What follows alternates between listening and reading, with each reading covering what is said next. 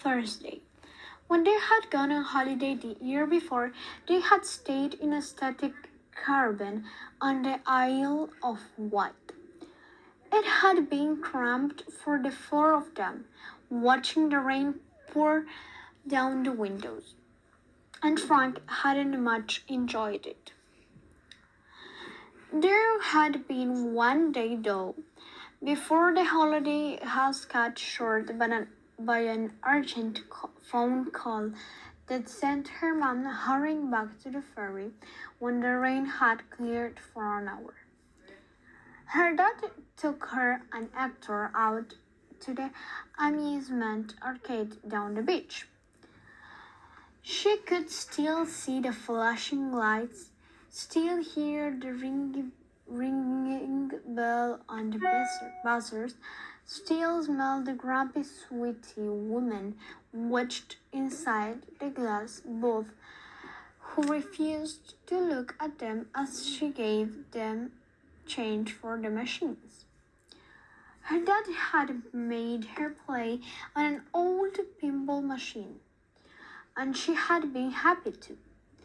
You pressed the buttons at the sides, and little white flippers under the glass moved up and down, sending the marble-sized ball veering, whizzing around the sloped playing board, bouncing off the walls and mushrooms and rubber bands and setting off lights and noises, blaring fanfares and blotted sound effects and the crazy clatter of the scoreboard.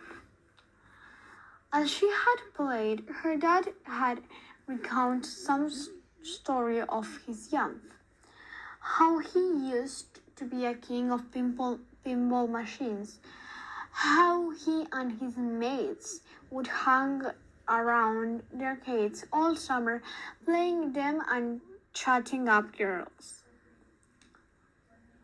She didn't really listen. It was hard to hear him over the noise of the machines, but it always made him happy to tell these stories and remember the faraway look in his eyes and Hector covering his ears. She had never really thought about it before, but now she felt sorry for the ball. It had no choice where to go. It went where it was sent, bounced around from one thing to another with no say in the matter. She felt just like that this morning, as she woke up from the tail end of a dream she didn't remember, but which must be had a pinball machine in it.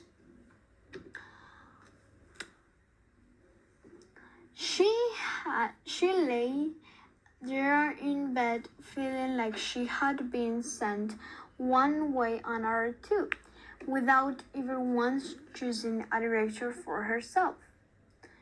It was because of Quintilis Minimus that she had been at the wreck on Monday, but Neil Noble she had met Nick, and because of Neil Noble she had met Nick and had gone to his house. The following morning the postman has left her with no choice but to knock. What had she decided for herself? Anything. Frank hadn't slept well. She was surprised she slept at all.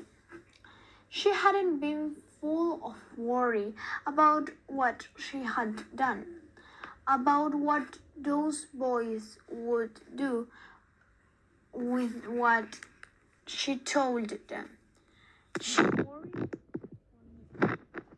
what would Noble do to make his life worse now that he knew?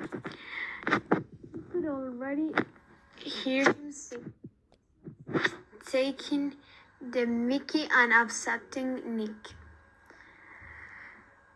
What if Noble went and looked through the window?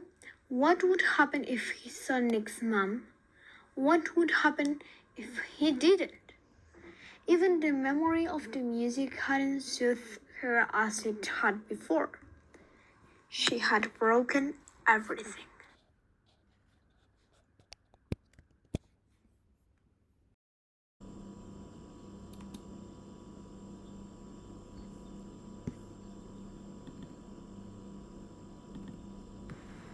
After breakfast, she snapped at her little brother for dancing too loudly. She missed Quintilius Minimus, and then he made her think of his visit, and that just brought her back to Nick's house. It was all circles. She lay on her bed and tried to read, but her heart wasn't in it, and her eyes kept slipping off the words. She wished she could turn time back. Just a few days would do it. Quintilius Minimus would be at home, and she could lock the cat flap and keep him in forever. And then she would never have been at the wreck on Monday, and would never have gone back to Nick's house, and would never have had a secret to let slip at the merest strain of the stinging needles. Don't be so stupid, her stomach muttered, cutting through all the nonsense. You know who's really to blame? But, she said, not having any good comeback to hand. Her mind was playing tricks. It was Quintilius Minimus' fault for going missing. It was Nick's for beginning a bad friend. Her mind was blaming everyone but the one person whose fault it was or really was, named Noble. It didn't dare blame him, as if that would just draw him closer, make him pay her more attention. See what I mean, her stomach said, twisting round. But what can I do? She asked. Her stomach said nothing, an answer that was filled with a silent, small superiority. Should she phone Nick an apology? Tell him what she done. But what could she say? She'd already lied once and apologized. What would he think? Would he be able to forgive her again? What sort of a friend had she turned out to be?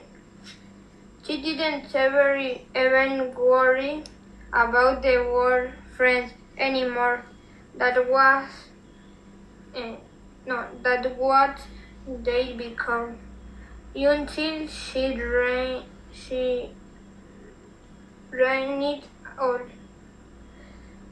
Poor Nick. And then the letterbox rattled and she found a postcard from Jess. Apparently it was sunny in the south of France, and she'd been bitten by insects and had swum in a river and had eaten some French bread.